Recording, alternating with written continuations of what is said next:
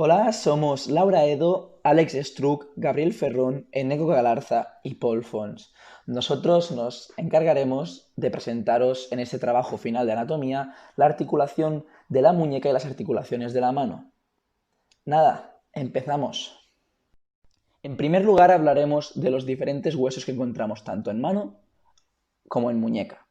Después descubriremos las articulaciones que en ellos se forman. Empecemos por los huesos de la muñeca.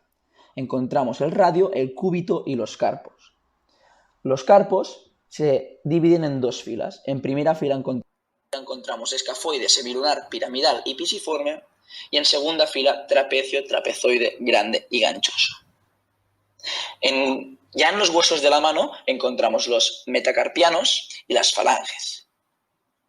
Las falanges se dividen en proximales, mediales y distales, siendo las proximales las más cercanas a la muñeca y las distales las más alejadas. Tanto metacarpianos como falanges se enumeran del 1 al 5, siendo la 1 las del dedo pulgar y siendo el 5 los huesos del dedo meñique. Vamos a estudiar las diferentes articulaciones que forman estos huesos. Empezamos por la radiocubital distal, que es una articulación entre radio y cúbito, formada por la cavidad sigmoidea del radio y la cabeza cubital.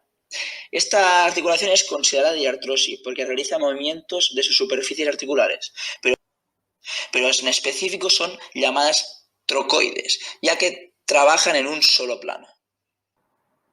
Vamos ahora con la articulación radiocarpiana, donde se articula la cara inferior de la epífisis distal del radio con las carillas proximales del piramidal, el escafoides y el semilunar.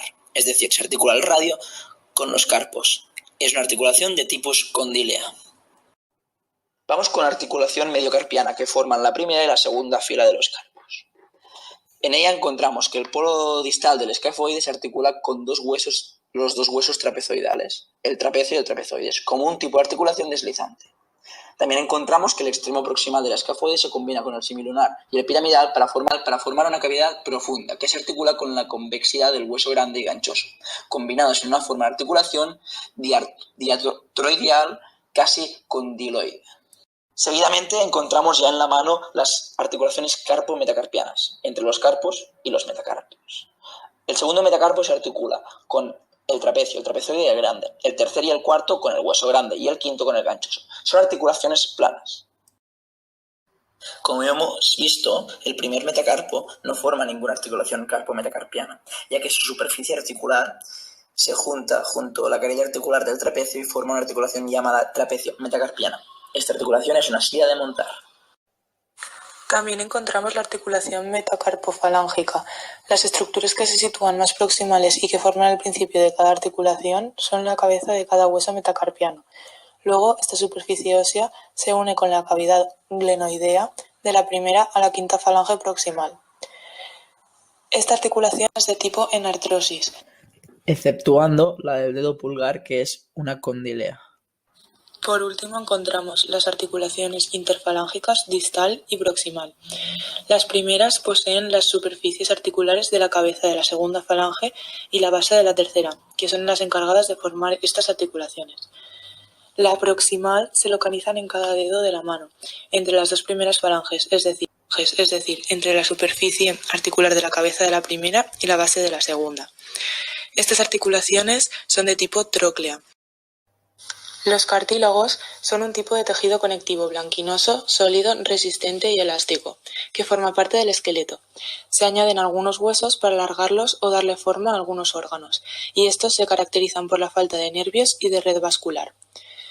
En la muñeca podemos encontrar el ligamento triangular o disco articular, que es una estructura fibrocartilaginosa que se adapta al cúbito, al semilunar y al piramidal. En el apartado de complementos articulares podemos encontrar menisco en la muñeca, que se sitúa entre el cúbito y la primera fila de los huesos del carpo. Y si nos referimos a los rodetes, no existe presencia de ellos ni en la mano ni en la muñeca.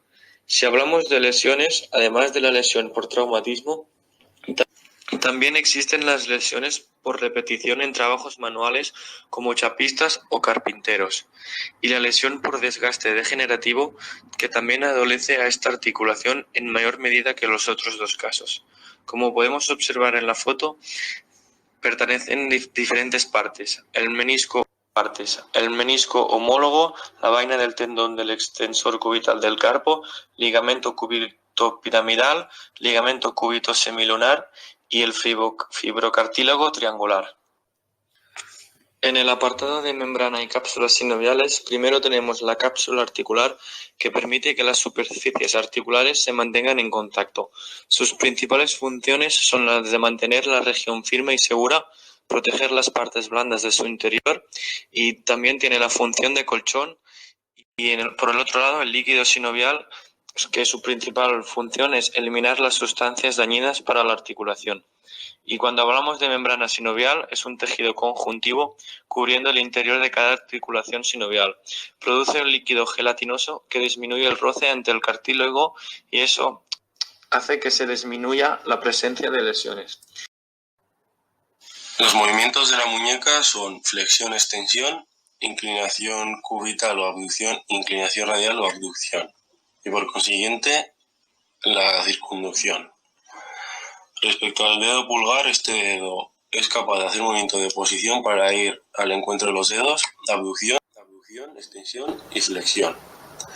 Entre los dedos 2 y 5 se pueden hacer varios movimientos como la flexión metacarpofalángica, hiperextensión metacarpofalángica y abducción o abducción metacarpofalángica. También la circunducción es posible. En el apartado de los ligamentos de la muñeca y de la mano encontramos que la estabilidad del carpo está provista por la sinergia de los ligamentos intrínsecos y extrínsecos. Los ligamentos intrínsecos unen los huesos de la fila proximal del carpo, limitando su movimiento y brindándole estabilidad. Los ligamentos extrínsecos unen el radio con la fila proximal del carpo, así como las filas del carpo entre sí. Estos últimos se clasifican en palmares y dorsales, siendo los palmares más gruesos y fuertes, fundamentales para la estabilidad.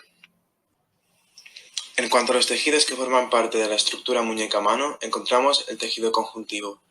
Como ya sabemos, todos los tejidos conjuntivos están formados por células, fibras y sustancias fundamentales.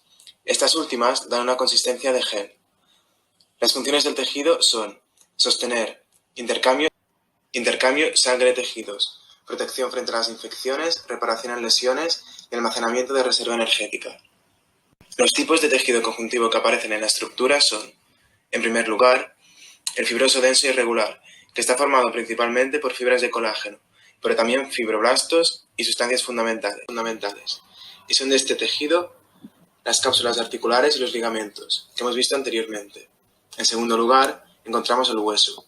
Por un lado, los largos, formadas por la epífisis proximal, la diáfisis y la epífisis distal, por ejemplo, las falanges. Y por otro lado, los cortos, con exterior cortical e interior trabecular, por ejemplo, los huesos del carpo. Y por último, el cartílago hialino, que aparece, por ejemplo, en las articulaciones sinoviales, las vías respiratorias, etc. Y en el caso de la muñeca y la mano, aparecen los cartílagos articulares.